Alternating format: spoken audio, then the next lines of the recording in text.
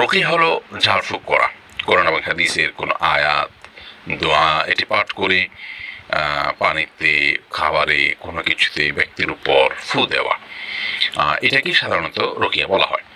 তো অথবা এই ফু দেওয়া ছাড়াও শুধুমাত্র তেলাওয়াত শোনা, এটাও এক ধরনের রুকিয়া।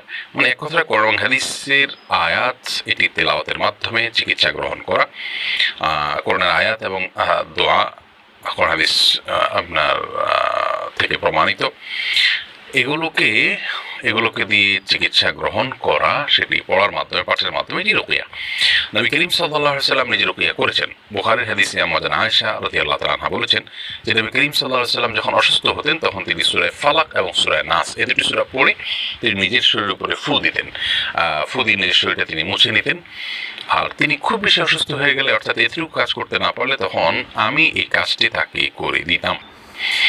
তো এই